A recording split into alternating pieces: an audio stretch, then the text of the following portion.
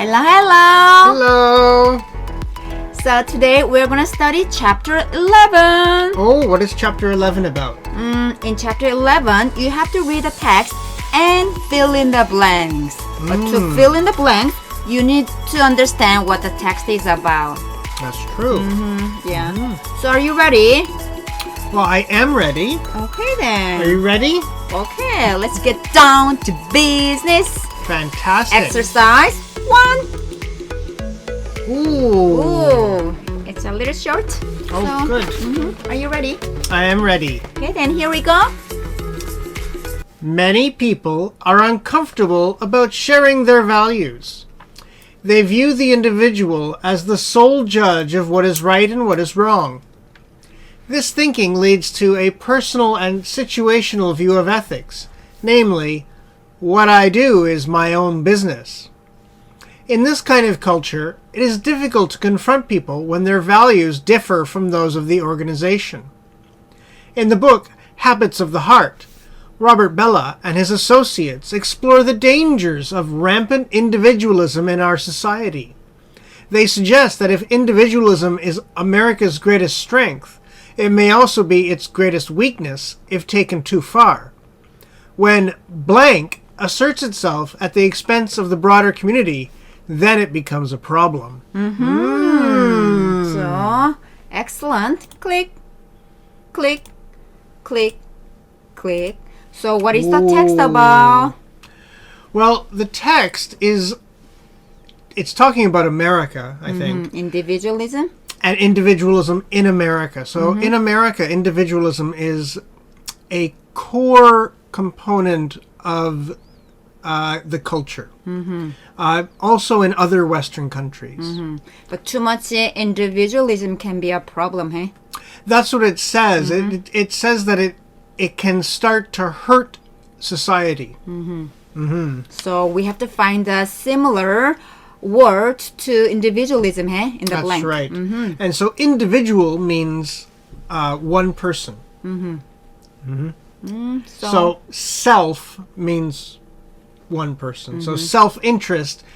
And I often have students say, oh, it sounds selfish. And so self again.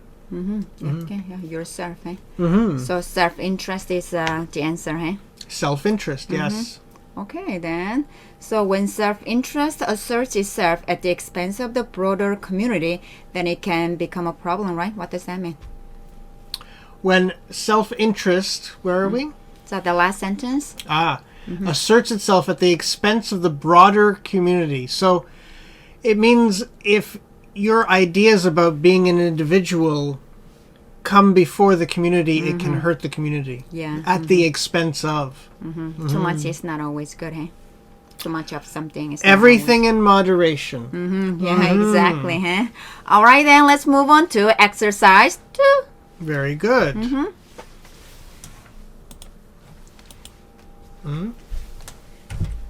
Good. Okay, then ready? The division of the world into rich and poor paralleled the division of the world into coffee drinkers, overwhelmingly concentrated in the industrialized global north, and coffee workers, even more concentrated in the predominantly agricultural and perpetually developing global south. As the most valuable agricultural product of the world's poorest regions, coffee has played a central role in shaping this divide. In the last 150 years, coffee has become an exceptionally valuable commodity. Exports are now worth over $25 billion a year, and retail sales many times more. What is a virtual monopoly of the world's poorest nations, coffee is not just one of the most important commodities in the history of global capitalism, as is commonly claimed. It is one of the most important commodities in the history of global blank. Blank. So click, click, click, click. So what is the text about? It's about coffee. Coffee. And it's about how the northern hemisphere of the planet drinks the coffee, but the southern hemisphere makes the coffee. So in northern areas, usually, developed countries, right? So they are the coffee drinkers, right? And the southern part is the, poor areas, right? Poor countries, developing countries, And they're the ones that grow the coffee. Makers, workers, And the north-south divide on a global scale. Yeah, so it shows the inequality, right? Yes. Okay, so we can find the answer then easily, huh? That's right. So the answer is number 3. Very good. Inequality. What does that mean? Inequality. In is the negative prefix, so not equal. Yeah. And so we see that the north is rich and maybe manipulates the south into making their products. So the coffee shows how unequally the world is divided. Eh? That's right. All right, then let's move on to exercise 3. Okay. Okay. Are you ready? I am You ready. can click the vocabulary button first. and There then we read it. go. Okay, then here we go. It is blank that often plays a crucial and defining role in environmental economics. Traditional economics can determine efficient ways to allocate resources for producing goods and services. The allocation is, however, simplified and confined to a single period of time, with the underlying presumption that the production of an additional unit of a commodity today does not prevent producing one tomorrow. In the case of many environmental goods, allocation of resources over a long period is critical. For example, while burning fossil fuels and polluting the environment today, we may be creating problems for future generations for years or forever. Similarly, if we harvest all prawns today, the supply will be gone forever. Our consumption decisions of some environmental goods may be irreversible and may have a profound impact on the well-being of future generations. Ooh. So, click, click, click. So, what is the story about? Well, it's about how we use resources today and how it may affect future generations. So, it compares two different things, right? Environmental economics and traditional economics, right? So, in traditional economics, they don't think about the future, right? So, they use all the resources, to make the most at the moment, right? But the Sure. environmental economics, they think about the future, right? Yeah. So it's asking for a shift in policy. Okay, so time is the answer, right? Why? It is time that often plays a crucial and defining role in environmental economics. And so the economics of today impacts or has an effect on the economics of tomorrow. Yeah. And so that is today, tomorrow. That's our time. What's that called today? They call it a sustainable. Yes, something, that's right. sustainable product or something. Sustainable development or to sustain means to keep it going. And so they use the example of prawns or shrimp. And if we use them all up today, there's none for tomorrow. And so time is the underlying factor Yes. in sustainable economics. Yeah. In environmental economics, they think about the future, right? Not just the And today. we have a prawn lover right now in Stinky. Woohoo! She loves Hello. prawns, so we need to keep prawns going so Stinky can have more. That's right. All right then. So let's move on to exercise 4. Here we go. You can click that button of vocabulary. We will. Let's do that. Click. All right then. Here we go. Reflecting on the extremely rare occasions in which we fundamentally reframe our understanding of the universe causes us to blank. Science is the art of measuring and of developing models to produce predictions. Discussions about scientific models often provoke deeper questions about why the universe is in the condition it is in. What actually is electrical charge? Why is there a gravitational pull between objects? Why do we have the particles we have and not others? Science presses hard on these questions, closing in as far as it may, but ultimately questions about why things are as they are, as opposed to what they are, lead us into the realms of philosophy and religion. Science can clear away much of the falsehood on the way, but the ultimate questions of reality call more for acts of belief than scientific explanation. It's a matter of opinion how far scientific models alone provide a full and satisfactory explanation. So, click, please. Ooh. So, what is the text about? Well, it's saying that science provides a lot of answers, but not Everything. not everything, not enough. And so perhaps that is why religion is still around today, even with our advancement and progress, because religion and philosophy can still answer more about the fundamental reason of life. Yeah, there's a limit, right? That science can answer, Science can answer most of the questions, but not everything. So in that case, we need a philosophy and religion, right? So we can find the answer. That's why number 1 is the answer. What is it? Think carefully about the limits on the role of science. So right here, the universe causes us to think carefully about the limits of the role of science. That's when we need a philosophy and religion, hey? That's right. All right, then. That's all. Let's move on to exercise 5. Good. Here we go. Here we go. In explaining others' actions, we frequently commit the fundamental attribution error. We attribute others' behavior so much to their inner dispositions that we discount important situational forces. The error occurs partly because our attention focuses on the person, not on the situation. A person's race or sex is vivid and gets attention. The situational forces working on that person are usually less visible. Slavery was often overlooked as an explanation for slave behavior. The behavior was instead attributed to the slave's own nature. Until recently, the same was true of how we explain the perceived differences between women and men. Because gender role constraints were hard to see, we attributed men's and women's behavior solely to their innate dispositions. The more people assume that blank, the stronger are their stereotypes and the greater their acceptance of racial inequities. Oh, it's a little difficult, eh? So what is the text about?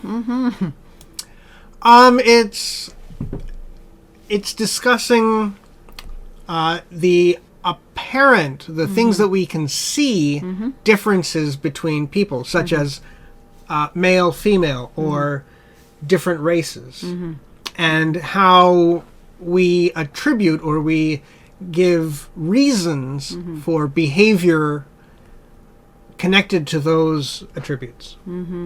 But we usually look at when people did something bad, but we think when you look at their inner disposition, right? Not the situational fact.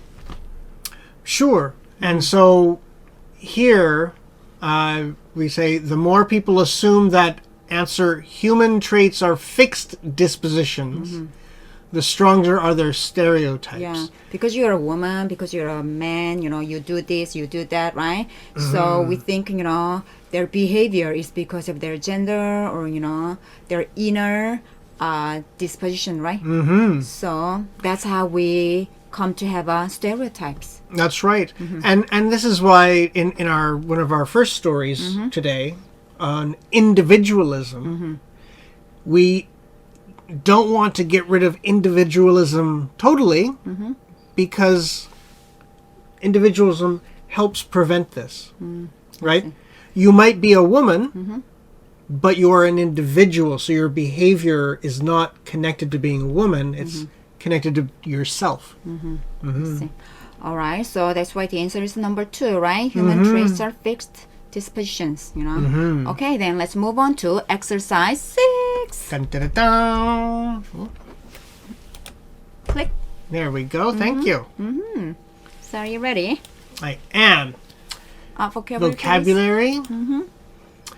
Even though philosophy is a communal enterprise dedicated to exploring our justification for using the criteria we use to distinguish between, for example, moral and immoral actions, truth and falsity, reality and appearance, and more, philosophical discourse, blank. So, a philosopher might put forward correspondence to reality as a criterion for distinguishing a true belief from a false one. In order to determine whether that is an adequate criterion, other philosophers would critically discuss that proposal, and one might criticize it by pointing out that we have no means of telling whether or not an idea corresponds to reality, because our access to reality is always mediated by our ideas. And that's exactly how a philosophical discussion develops, with all the parties to it advocating their own point of view, although they can jump ship and switch to the other side, at the same time that they are committed to jointly figuring out the correct answer to the question. All right. So what is the text about? Well, it's difficult. It is, eh? Yeah. Not So, just me. any text about philosophy will be difficult. And this one is simply saying that when you bring up questions of philosophy and a discussion occurs, that we come at the discussion with our own point of view and we're trying to argue it, and that is actually proceeds by argumentation. So you discuss and criticize and advocating, and then it gets, they come to a conclusion, kind of. That's right. And so it's saying it's a good thing, right, to debate. Yes. So the answer is number 1, right? That's right. Okay, then let's move on to exercise 7. Ooh, long one. It's smaller. Okay, then Vocabulary. click. Here we go. Robert Putnam, a Harvard political scientist. Kay Sunston, a respected legal scholar and a former senior official in the Obama administration. And Eli Pariser, the director of MoveOn.org, are among those who warn that cable and web-based media are creating and reinforcing a series of identity ghettos. Their argument is a variant of the old selective exposure thesis. We choose to be exposed only to media that blank. Their concern is that as people congregate in their own comfortable media enclaves, the opportunity to meet and exchange ideas with those who have different views is vanishing. Political activists, hockey fans, and followers of every imaginable show, game, music video, or celebrity all gravitate not to great public spaces, but to the limited and protected confines of their own groups. As Pariser argues, by definition, a world constructed from the familiar is a world in which there's nothing to learn. For Pariser, the danger is that you can get stuck in a static, ever-narrowing version of yourself, an endless you loop. In the end, the user has become the content. Okay, so let's check the answers first. Okay, so what is the text about? Well, the text is about essentially what's being called safe spaces. And what that means is that you surround yourself with a bubble of your own beliefs.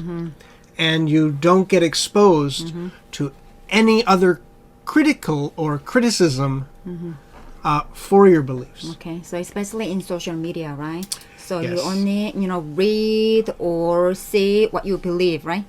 Yes, and algorithms make this happen. So the algorithms only show you what you want to see because you're the customer. Yes. But The problem is you're never exposed to different opinions or something that is not about you. Yeah, because you read again and again what you believe, it reinforces the views that you have, right? Exactly. Very good point. Okay, so that's why the answer is number 3. Okay, now we can move on to exercise 8. Dun, dun, dun, dun.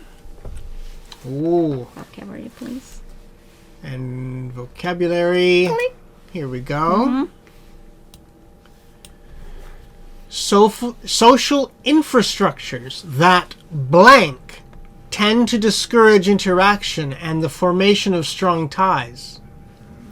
One recent study, for instance, shows that a daycare center that encourages caregivers and parents to walk in and wait for their children, often inside the classroom and generally at the same time, fosters more social connections and supportive relationships than one where managers allow parents to come in on their own schedules and hurry through drop-off and pick-up so they can quickly return to their private lives.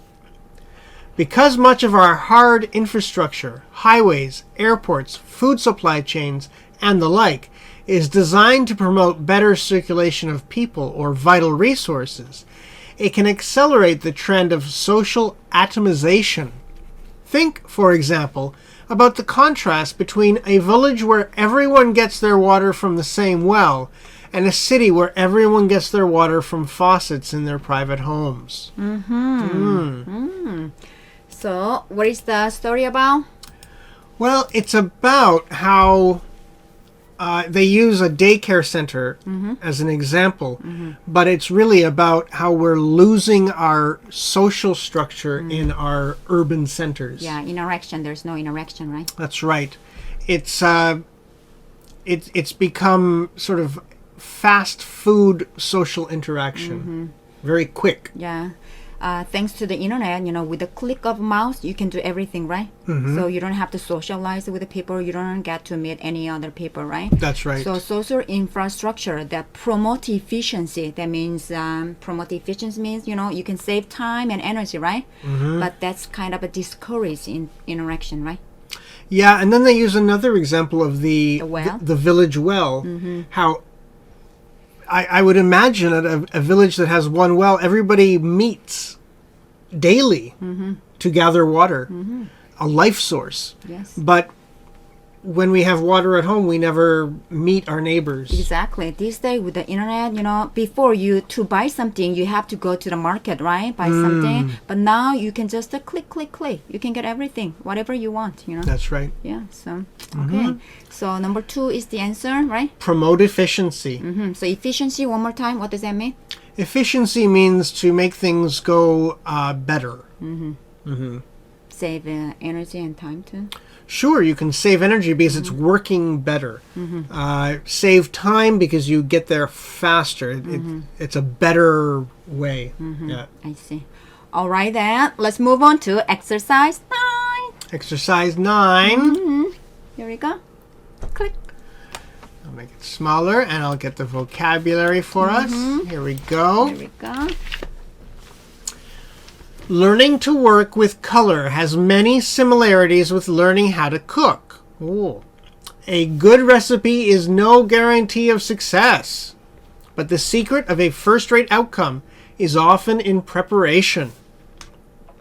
The cook must constantly sample, taste, and make adjustments. The colors in a scene can be thought of as the ingredients that make up the picture. Their arrangement and mixture will determine the final result. 2 cooks can start off with the same ingredients, yet each produce a completed dish that tastes quite different from the other. Simply by making small changes in quantity, one of the ingredients will lose its identity while another becomes more dominant. Cooking teaches that a successful meal involves more than reading a recipe. The same holds true for a photographer. Blank cause shifts in dominance, which can alter the entire feeling or mood of the picture. Also remember that properly presented food, photographs, show that the cook photographer, has thought about every stage of the dining or visual experience and set the psychological stage for the diner's or viewer's response. All right. So what is the story about? Well, it's using cooking and photography to show that even if you start with the same Ingredients. or product or idea, you might not get the same result. So there are similarities between what? Working with the colors and cooking, right? So yeah, visually, taste, everything, and they use the example that a small change in the amount of the ingredient can reduce the flavor of that ingredient and make another flavor more dominant. So it's very easy to get a different result from the same procedure or ingredient. That's right. In a picture, the role of the color is very important, right? Like ingredient.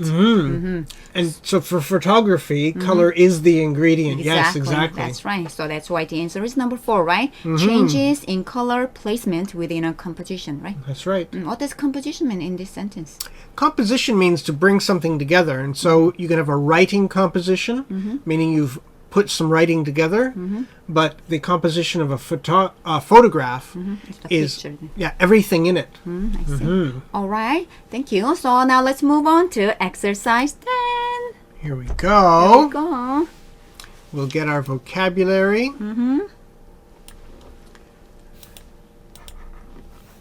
In thinking about ancient foragers, modern models loom large. They are a lens through which the remains of ancient lives have been interpreted. This poses a methodological problem, for ancient and modern foragers are profoundly different. Despite these differences, we can use modern data to answer important questions about ancient lives. In favorable cases, we can correct for the differences between ancient and modern foraging worlds. In particular, in considering the cooperative foraging model of human life history, modern data offer a conservative test. The ancient to modern transition would tend to reduce the significance of a class of important features of ancient forager lifeways, ones that make cooperation more important. So if we still find these features playing a role in the lives of modern foragers, we can reasonably blank. Okay, so what is the story about? Foraging. Foraging. But modern and ancient. So it is showing the comparison between modern and ancient foragers. And foraging means looking for nourishment, usually, or supplies. I see. So modern foragers, maybe we have lots of evidence, for that, right? For modern, foragers. For ancient foragers, we don't have any evidence, right? So if we want to study, if we want to know about ancient foragers, what do you need to do then? You can. So modern foragers, modern ones can play as a lens, Yes. Yeah. So by observing modern foragers, we can deduce or try to understand the ancient foragers. But it says there are some things that would be necessary in ancient times different from modern times.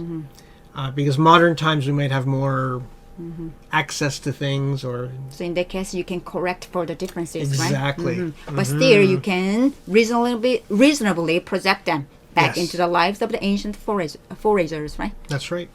So that's why the answer is number 1. Project, what does that mean? Different from the noun of making a science project or something, right? This one is to send something. And here it's sort of imagine an idea. See through it, eh? That's right. All right then. So now let's move on to exercise 11. Oh, here we go. Vocabulary. It is entirely reasonable to suppose that religion, despite its flaws, has been one of the great humanizing movements of recent European history. It was religion, not secular thought, that advanced the view that nature is founded on a deep rationality. Among the greatest defenders of reason in philosophical thought were Anselm and Aquinas, who believed that since God created the universe through the Logos, the divine wisdom, the universe must be supremely rational. It is no accident that modern science took root and flourished in a basically Christian society. Copernicus was a canon of the Catholic Church. Kepler studied the heavens, believing that they manifested the wisdom and beauty of God.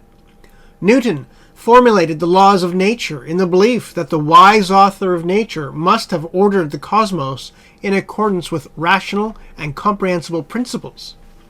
An important motivating force in science is the belief that there are comprehensible, elegant, and mathematically beautiful laws in nature.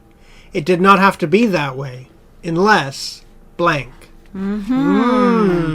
All right, so what is the story about? Well, it's about how science was actually developed under religious people. And so it's not such a divide as it appears to be today. Even the scientists, they think the God created the universe, right? So that's why the universe is reasonable, rational, Yeah. so comprehensible, Yeah, even Darwin was a very religious person, and he came up with evolution. But today, the Catholic Church agrees with evolution. They're not separate things if you consider it that God is part of science. I see. So because there is a God who created the universe, the world is comprehensible and beautiful, reasonable, right? And rational. Rational, yeah, exactly. So that's why the answer is number 3. There is a supremely rational creator. Who is it? Rational creator. It's God. That's right. Right. Okay. then. Very good. All right. Let's move on to exercise 12, the last one. Ooh, are we ready? Okay. Okay. Oh, Ooh. cholera. Cholera. A horrific disease acquired by drinking water contaminated with infected fecal matter was more than a symbol of an interconnected globe. It was a physical presence. Its dramatic and sudden arrival in Europe in 1831 threw many into fits of fear. It signaled to some the arrival of a new plague. Some people fled, just as they had during plague epidemics. Others stayed. Fear of cholera, blank. In 1831, as cholera made its way through Russia, the anxious English awaited its arrival. Newspapers, pamphlets, and rumors spread fear of the disease. But Dr. James Johnson, editor of the Medico-Chirurgical Review, cautioned the press in a letter to the Times. It will hardly be doubted that the terrible malady, choleraphobia, rages at this moment.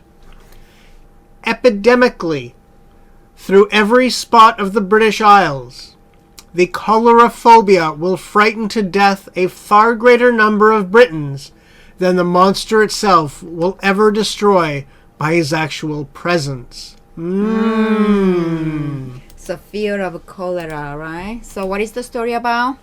Well, exactly that. So because Europe at the time had already been through many plagues, pandemics, people were very afraid of any disease. And when they heard cholera was coming, they had a phobia, a fear. And this doctor wrote a letter in the newspaper saying the fear is worse than the disease. The actual disease. Yeah. That's why they fled and they panicked. They panicked, yeah. Just like this day, right? That's the fear right. of corona. Yeah, COVID-19. That's right. We can see how different countries are reacting to COVID. Yeah. And some have more fear than others. Yeah. So that's why number 2 is the answer. The fear of cholera was at times out of proportion to the actual threat, right? So out of proportion is a little difficult. What does that mean?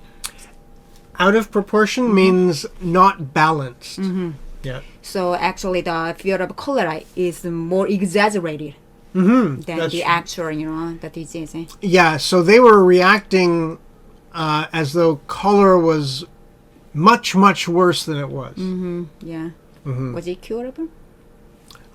Now we can control cholera with a very simple pill. Yeah, but back then, maybe not, right? That's right. All right, then, that's it. Chapter 12. Chapter 12, it is. Okay. Okay, so in chapter 12, we have to find the unrelated sentence in the story. That's right. Oh, hello, B. We have B here. B is going to find the unrelated sentence, right, B? Okay, Fantastic. Shall we start? then. Okay, exercise 1. Very good. Okay. We will start with our vocabulary. So, can you read the story? I can. Okay. As scientific knowledge has substantially expanded, our approach to knowledge may have changed. The earlier naive beliefs in undeniable truths have given way to the contextualization of knowledge, dramatically expressed as the end of grand narratives.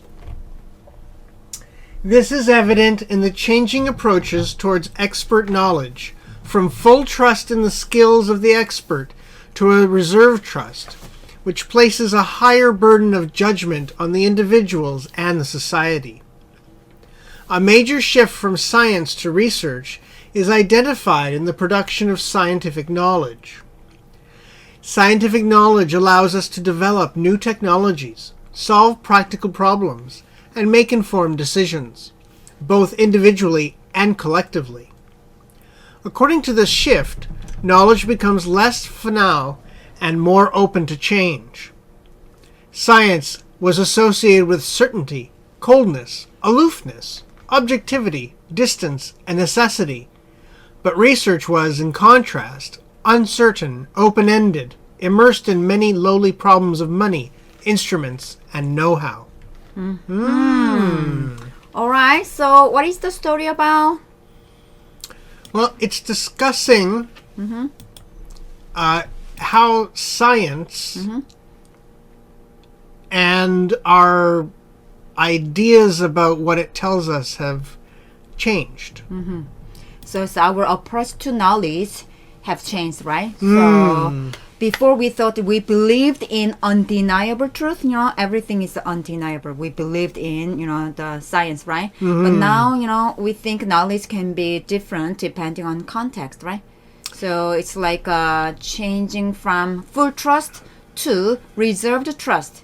And it's like from science to research. That's right, because science does change as we experiment with things that have been discovered, and our knowledge expands. Okay, so but number 3, sentence 3 says scientific knowledge. It's the characteristic feature of scientific knowledge, right? It doesn't talk about how our approach to knowledge has changed, eh? That's right. So it says scientific knowledge allows us to develop new technologies, solve practical problems, and make informed decisions, both individually and collectively. Which is true, but not what it's trying to tell us as a whole. Yeah. It's how our approach to knowledge, has changed, Very good. Okay, so that's why the answer is number 3. We're going to move on to exercise 2. Very good. Vocabulary. The early modern readers of travel accounts were likely to be interested in the descriptions of far-off peoples and places. But travel literature has also historically served to promote national, religious, and cultural identities. Simon Schama has suggested that the struggle to control the sea was an important aspect of the emerging Dutch identity, an identity won through transformative transformative ordeals. Stories describing Dutchmen persevering in the face of tremendous difficulties gave the Dutch something similar to a heroic epic that formed the essence of what it meant to be Dutch in the 17th century. Through stories like those presented in travel literature, the Dutch represented themselves by creating a type of heroic myth. Travel literature has always been associated with the construction of utopias, which were founded on the idea of unknown lands. This was a myth in the sense of a popular conception of a person or thing which exaggerates or idealizes the truth, rather than a completely fictitious story. So what is the story about? Well, it says that travel accounts that you would read long time ago were not just about the far-off places people went to. It was more about cementing a cultural value or personality. So it shows national identities, right?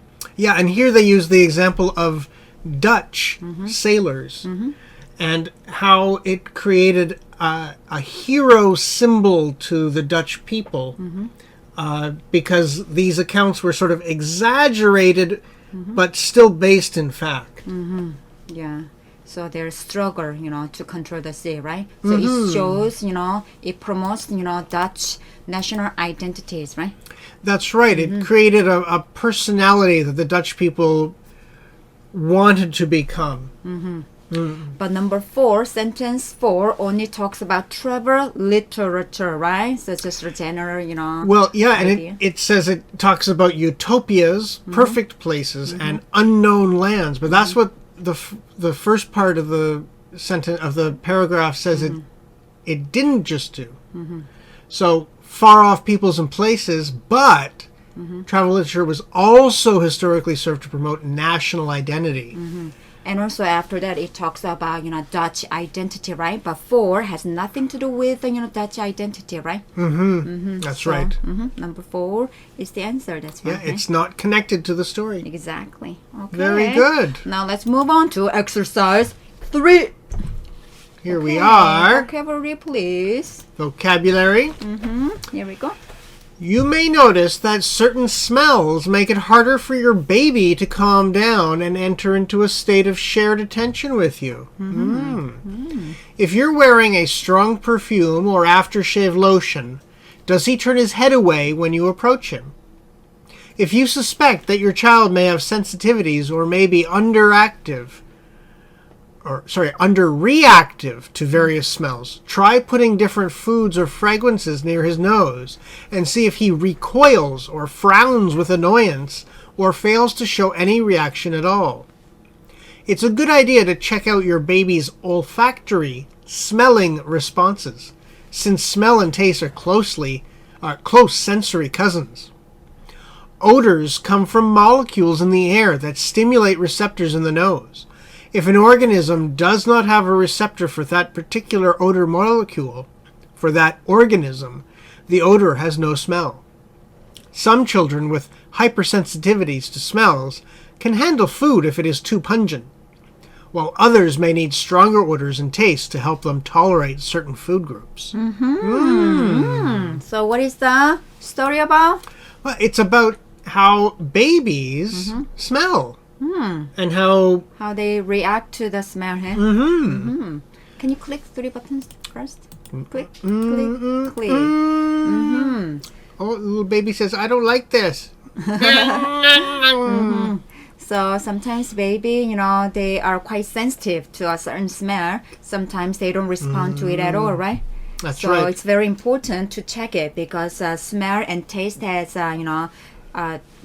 smell has something to do with the taste, right? That's right.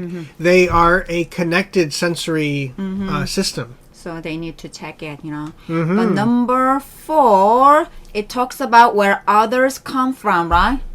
Odors, yeah. Others, where others come from. Yeah. So if the organism, molecule, so it's very scientific here. And so it's not quite connected to talking about babies and if they like a smell or not.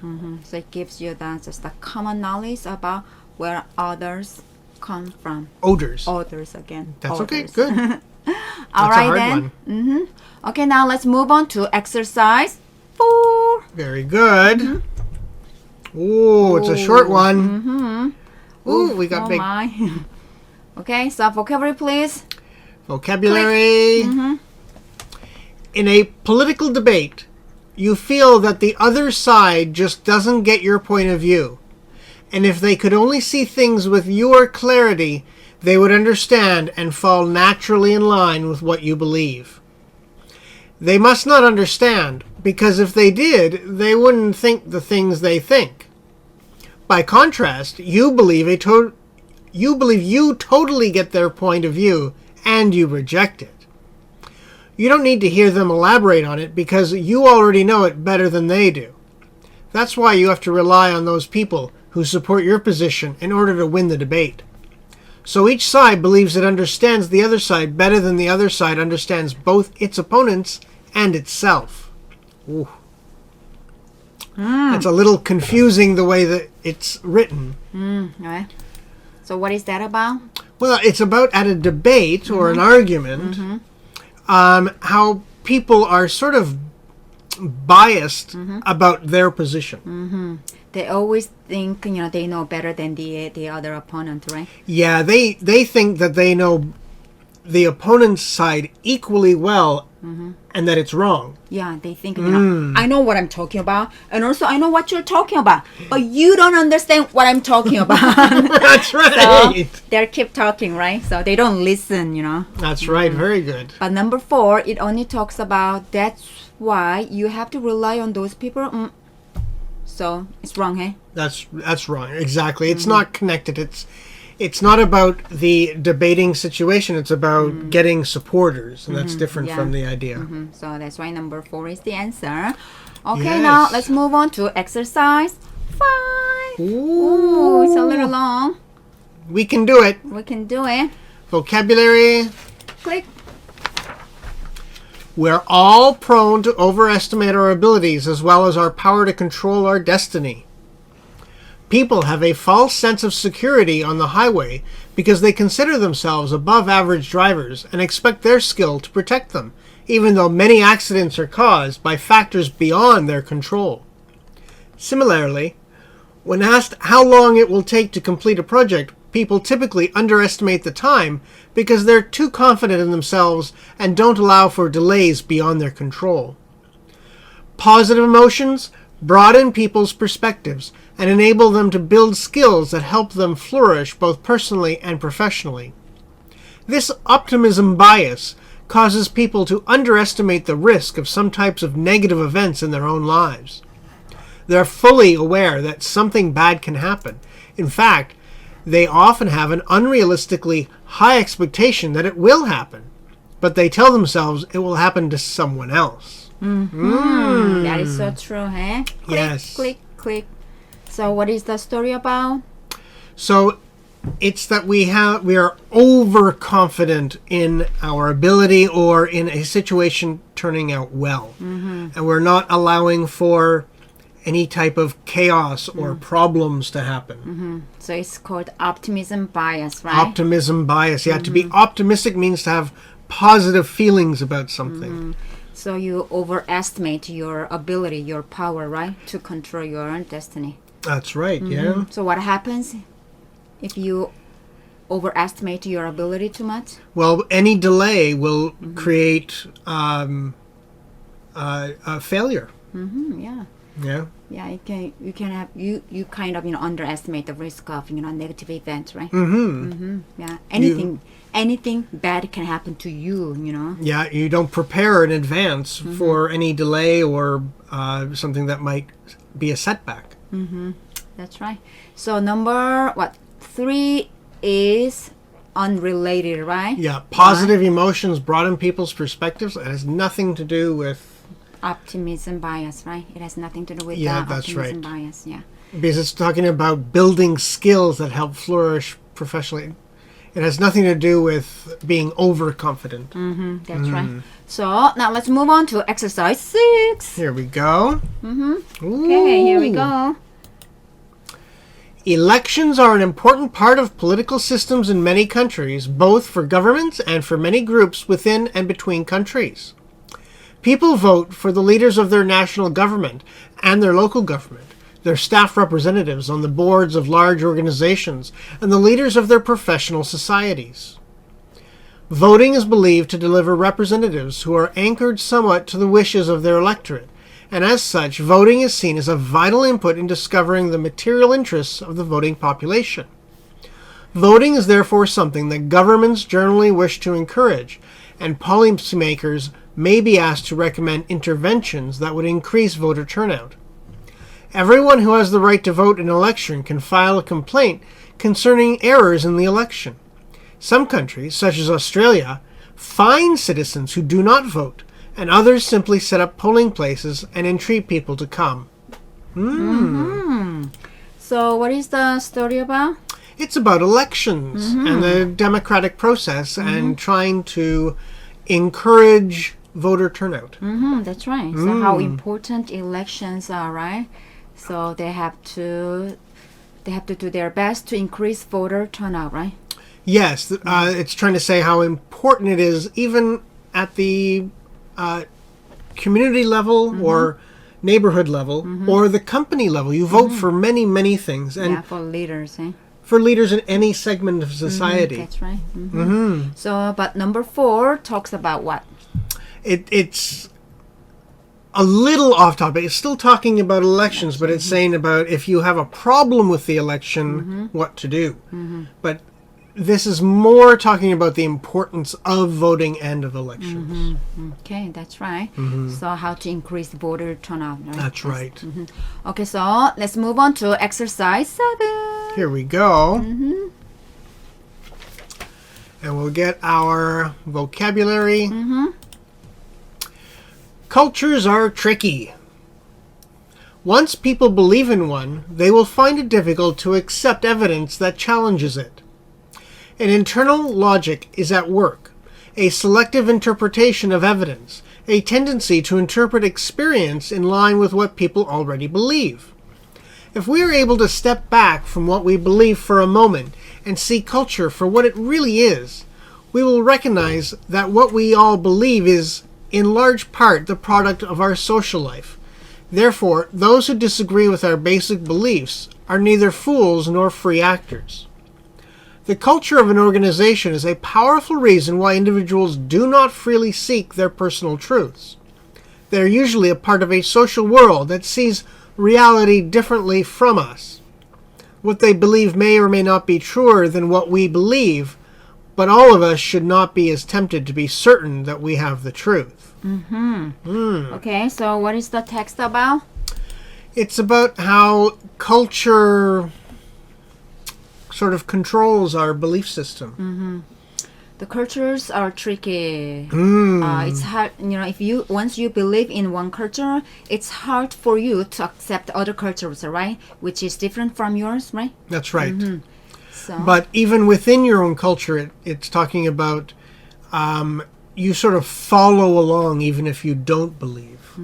okay. So number 3 talks about what? The culture of an organization is a powerful reason why individuals do not freely seek their personal truths.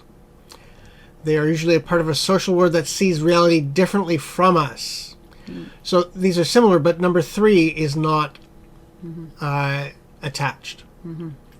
Because it says individuals do not freely seek their personal truth, right? Because of the culture of an organization. But it talks about how cultures are different, and your cultures is not always truer. We don't know which culture is truer, right? So Right. it's just the culture is part of the social world. So depending on where you live, what you think, what you believe can be different. That's right. Okay, so that's it. Let's move on to exercise 8, the last one. Woohoo. Okay. Here we go. Here we Vocabulary.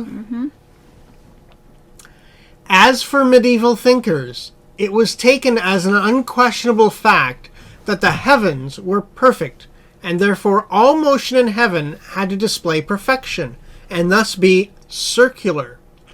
There was no scope for irregularities within the heavenly spheres. This belief caused terrible problems when it came to observing the orbits of the planets and their retrograde motion. Somehow, what was observed had to be resolved in terms of perfect circles. Although medieval thinkers were logical, they used deductive logic. In other words, they started with principles and theories. Example, the heavenly spheres are the realm of perfection, perfect, and eternal motion is circular, and then deduced what observations ought to follow. When the medieval person looked up at the stars and planets, he or she saw meaning and significance because the earth was at the center of the universe. This was in stark contrast to inductive arguments, as used by later science, where evidence is gathered as the basis for framing a theory. So, what is the story about? Well, it's about how ancient scientists looked at everything in the world as having to be in a perfect mathematical equation. And with regards to many things, that meant a circle. Circles were seen as perfect. But when they saw the orbit of the planets, they're not a perfect circle. Yeah. And so this caused a problem that they had to work out. And it turns out that our science, way of doing science has changed from how we reason.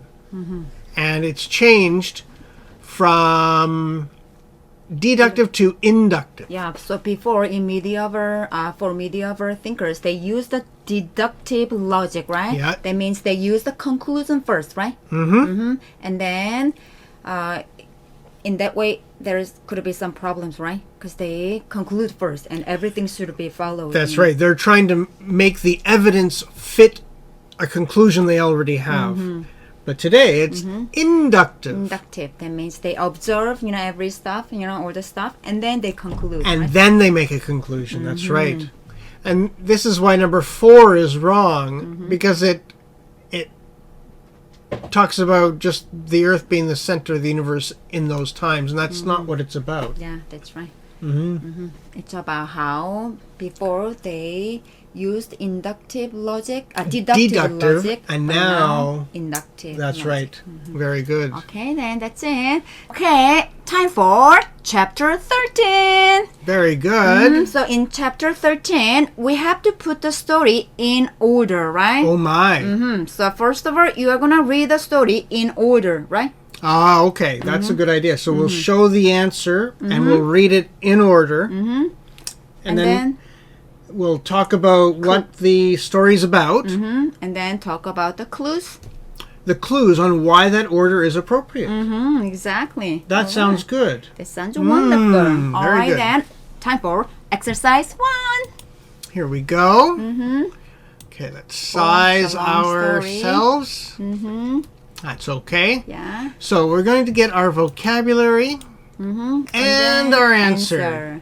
So you can read the story in order, right? So our answer story order is BAC. That's right. So we're going to read it in order first. Okay. Are you ready? I'm ready. Here we go.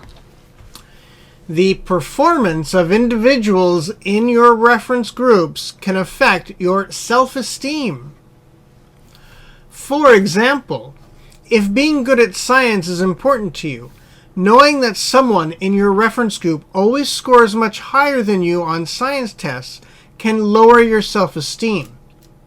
To protect their self-esteem and make themselves feel better, people sometimes compare themselves with those who are not as good, a strategy called downward social comparison.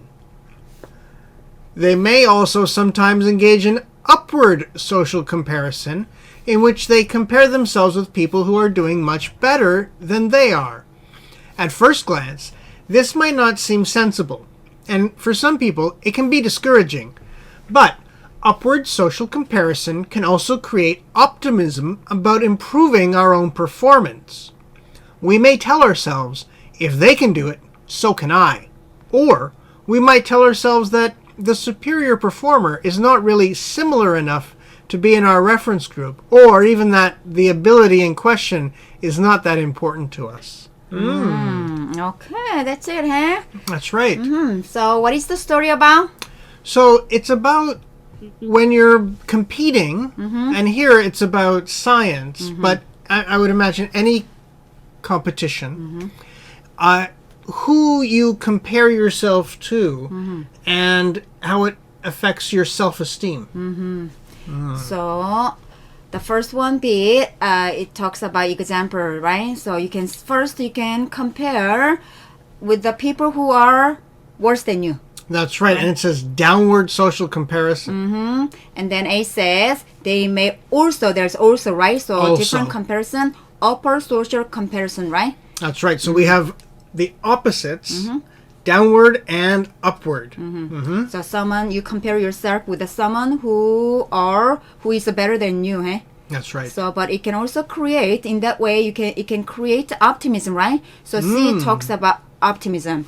If they can do it, I can do it, right? We can do it. That's right. So that's the optimism. Okay, so that's why the answer is BAC, right? That's right.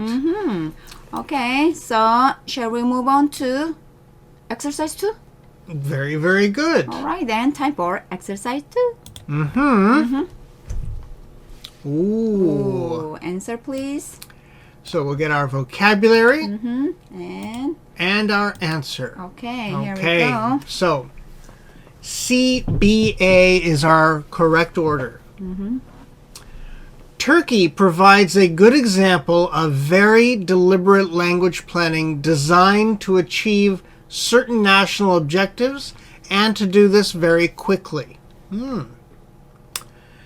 When Kemal Atatürk, father, the father of the Turks, established the modern Republic of Turkey, he was confronted with the task of modernizing the language. It had no vocabulary from modern science and technology, was written in unsuitable Arabic orthography, and was strongly influenced by both Arabic and Persian. In the late 1920s, Ataturk deliberately adopted the Roman script for his new modern Turkish. This effectively cut the Turks off from the Islamic past and directed their attention toward both their Turkish roots and their future as Turks in a modern world. Since only 10% of the population was literate, there was no mass objection to the changes.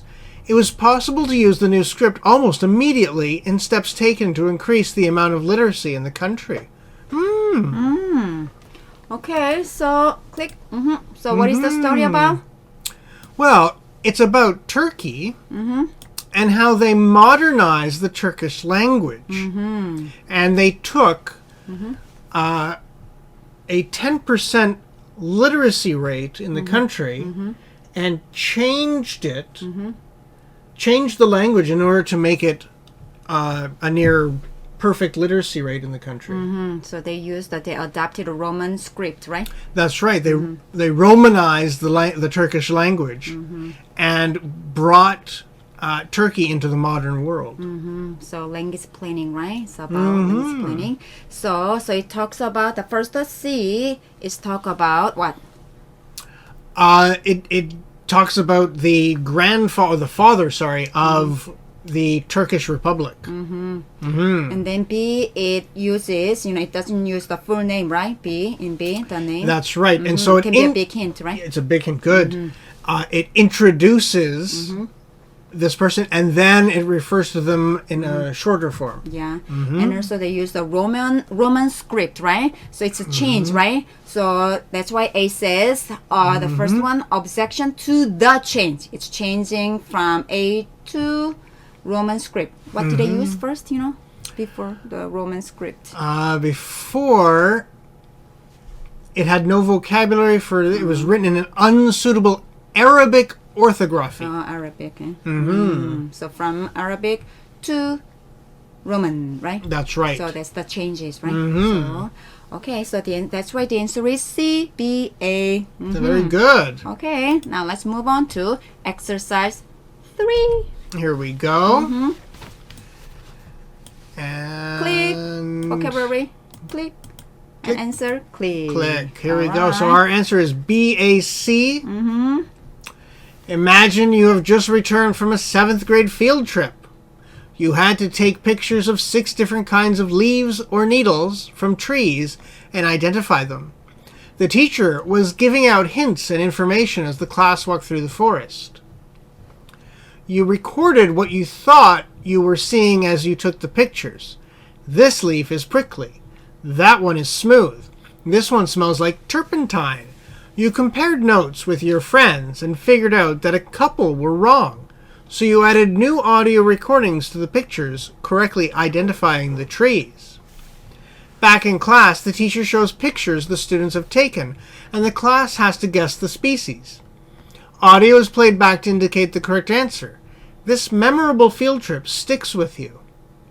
Years later, when you are 40 years old and find yourself telling your daughter about the scaly quality of the cedar, the sounds and sights from that old field trip are what come into your mind, and you bring them up to show your daughter.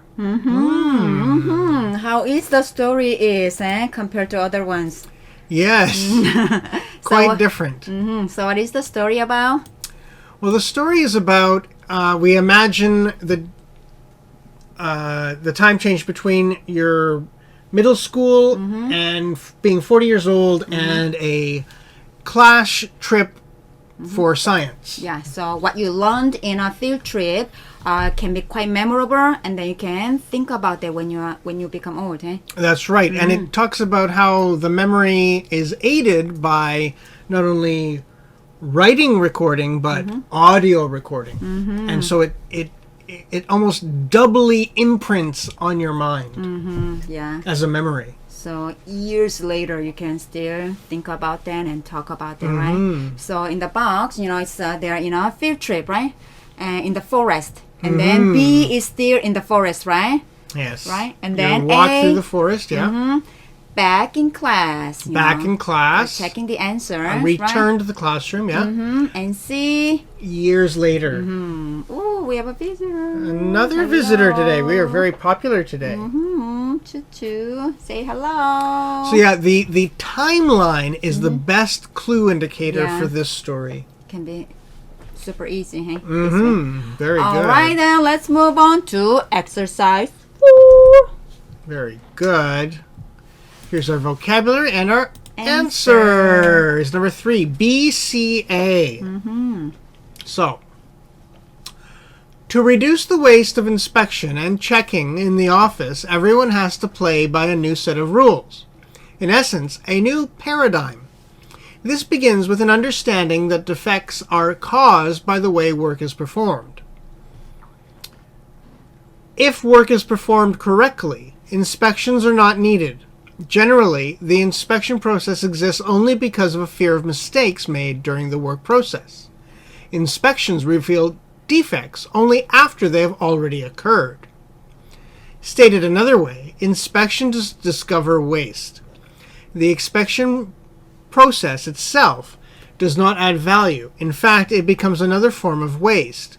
Moreover, this new form of waste is often multi-layered.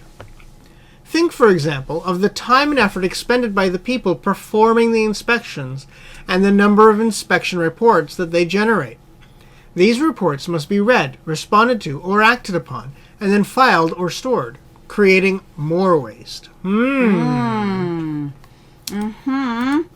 So, what is the story about? The story is asking and arguing that inspections are not practical because they only show a problem after the fact and create sort of like more red tape.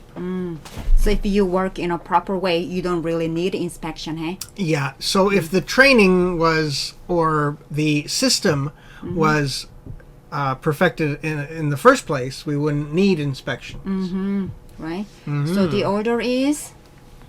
BCA.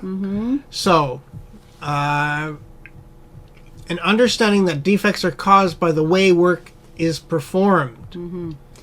Work is performed correctly. So here we have almost the same sentence being repeated. Exactly. And B, at the end, inspection reveals defects, right? And C, it talks about the same thing, right? Stated another way, that means in other words, right? That's right. That is. So it paraphrases, right? The sentence, right in front of it. So inspection discovers the waste. Same thing, right? Yes.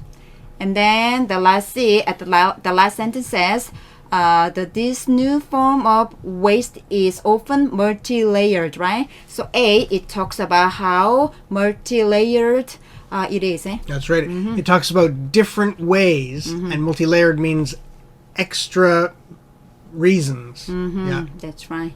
It can be a waste of report. They have to report. They have to. It can be a waste and lots of waste, right? That's right.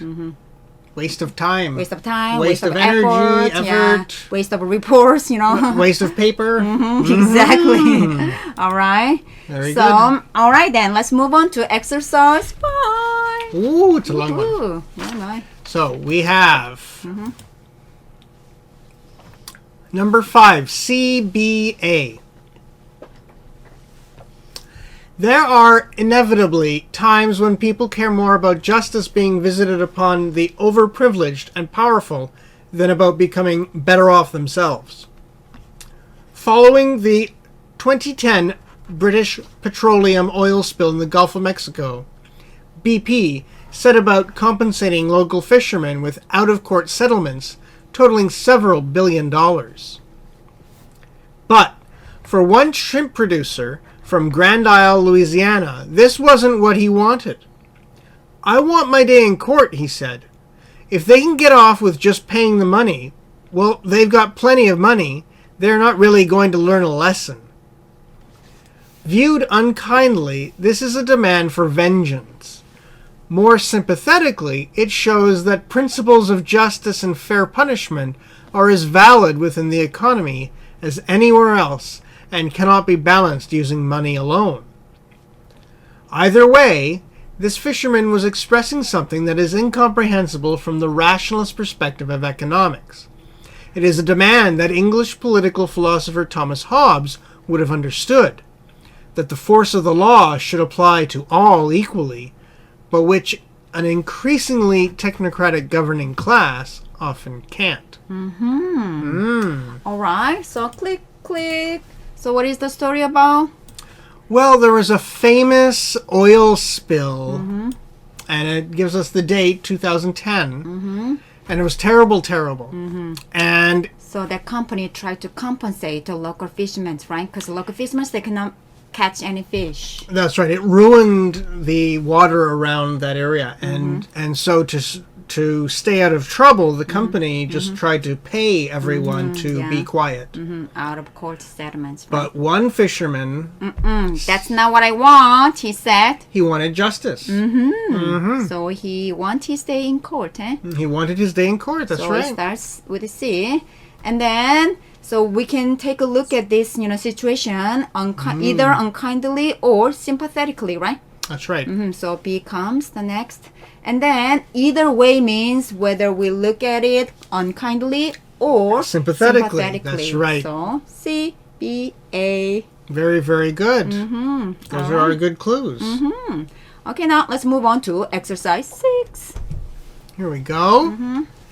We have our vocabulary. And our answer is number 2, BAC. The contamination pathway in the first known case of an outbreak associated with imported mangoes is particularly paradoxical.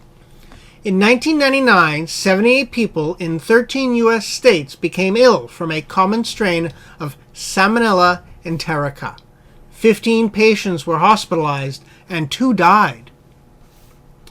Investigators traced the mangoes back to a farm in Brazil. They discovered that, surprisingly, no Europeans who had consumed mangoes from the same farm were affected. Investigators deduced that the mangoes destined for the U.S. had probably absorbed the microbe as a result of hot water treatment used to fight off fruit flies. The treatment was required to meet U.S. standards, barring produce carrying the Mediterranean fruit fly, standards the Europeans did not impose. The farmer had adopted the hot water treatment to avoid employing cancer-causing pesticides to fight off the fruit flies. But investigators discovered that dipping the mangoes in hot water, then submerging them in cool water before packing initiated a process in which gases inside the fruit contracted, drawing in contaminated water. So steps that the farmer had taken to clear the mangoes of insects without using carcinogens had ultimately provided an entry for the pathogen. Oh. Wow. So what is the story about?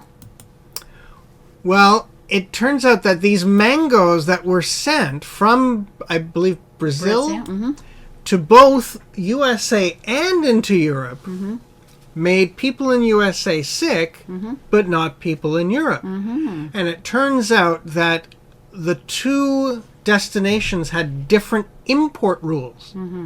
And the import rule for the USA is what actually caused the people in the USA to get sick.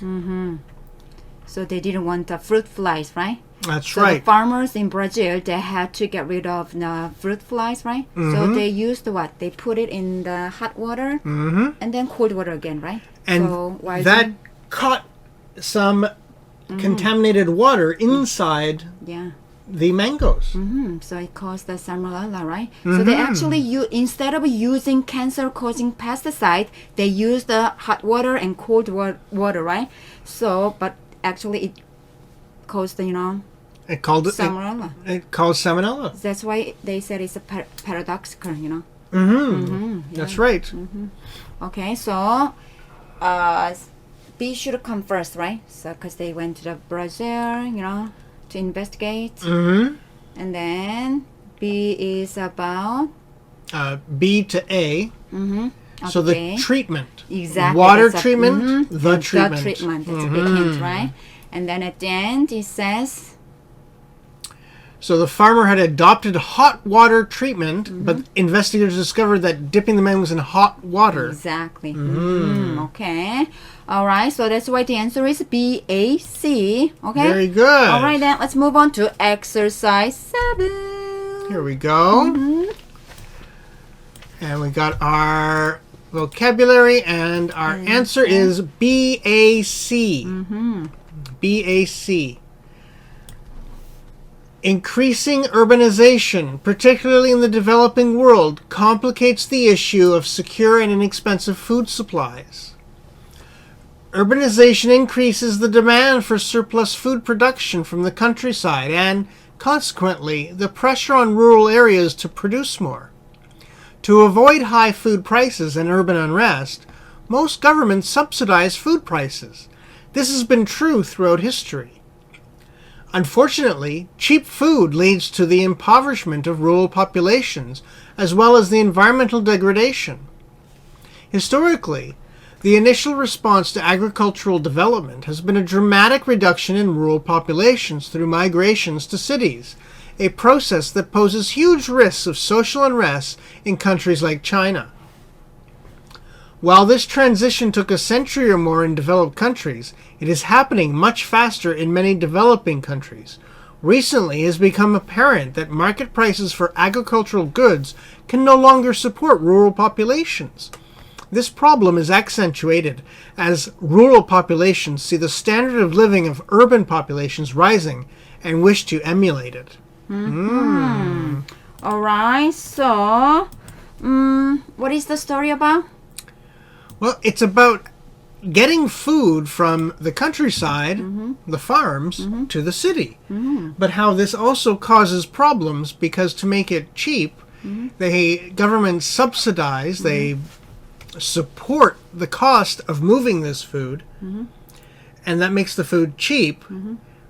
But cheap food means the farmers don't get as much money, and so city life seems more appealing, and so farmers leave the countryside, but now there's no one to make the food. That's because it happened because of urbanization, right? That's All right. the farmers, they moved to cities, right? To have a better life. And then without food, then you can't feed the cities. And it's a very big problem. So the sentence in a box, increasing urbanization complicates the issue of secure and inexpensive food supplies, right? So they had a problem. Urbanization causes problems with the food supplies, right? And B talks about the food problems, right? So increases demand for food supplies, and then what? The government try to subsidize food prices, try to lower the price, right? That's right. And then A, it talks about cheap food leads to blah, blah, blah, right? And then reduction in rural populations through migration. Yeah, people try to move to cities, right? So C talks about this transition. Rural population see standard of living of urban population rising. And emulate it, try to mimic or match it. That's right. So the answer is B, A, C. Very right? good. Now let's move on to the last one. Exercise 8. Oh my, almost done. Oh, You're looks doing difficult great. already. Keep it up. Hold on. Hold on. So our vocabulary and our answer is number 4, C-A-B. In 1994, the small desert village of Sefedaba in southeastern Iran was utterly destroyed by an earthquake. The curious thing was that Sefedaba is exceedingly remote, one of the few stops on a long trade route to the Indian Ocean.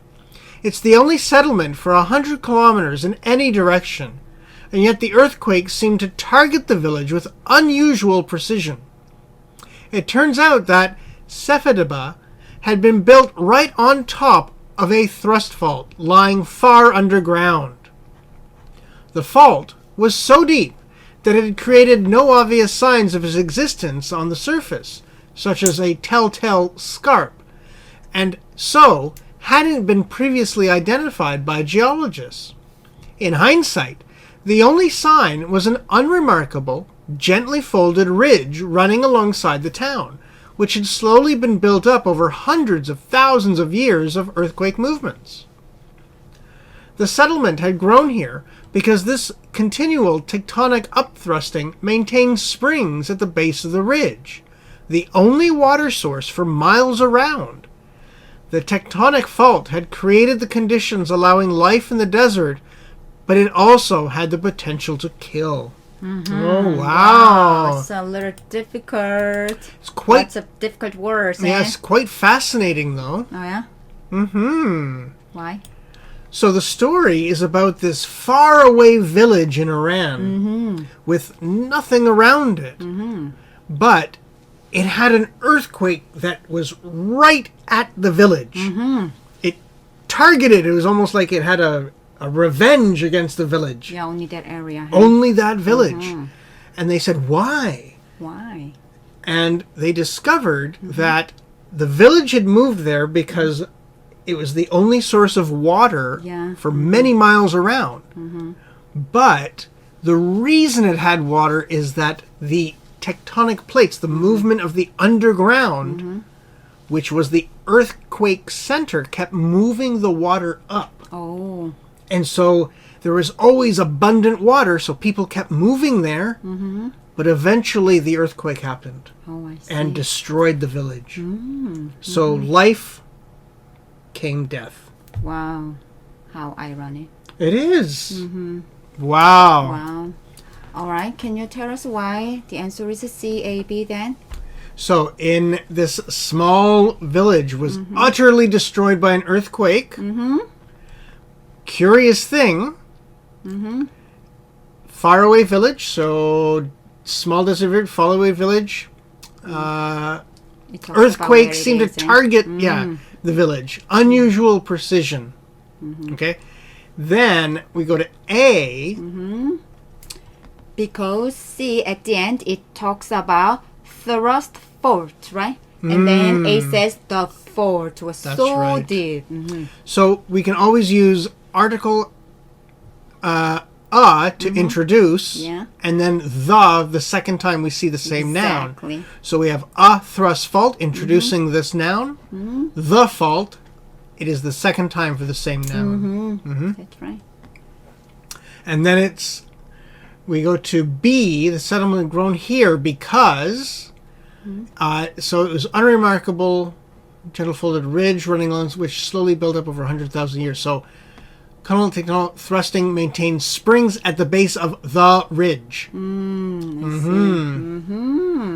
So always find the clue, even though the text itself, the story itself can be difficult, but you can find the order. That's right. So yeah, you always look for the clues that will help you investigate and inspect and find the clues to the answer. Exactly. All right. So that's all for today. Wow, we did a great job. And also midterm exam is coming up, right? So good luck. You want to say Good luck. something to students who are taking exams? You can do it. You can do it. All right then. We will see you in chapter what? Chapter 14. All right then. See you soon. Oh, and Stinky And says, Stinky says, hello. study hard. Good luck. And Choo Choo says, Good luck. Choo-choo. bye-bye. Bye-bye.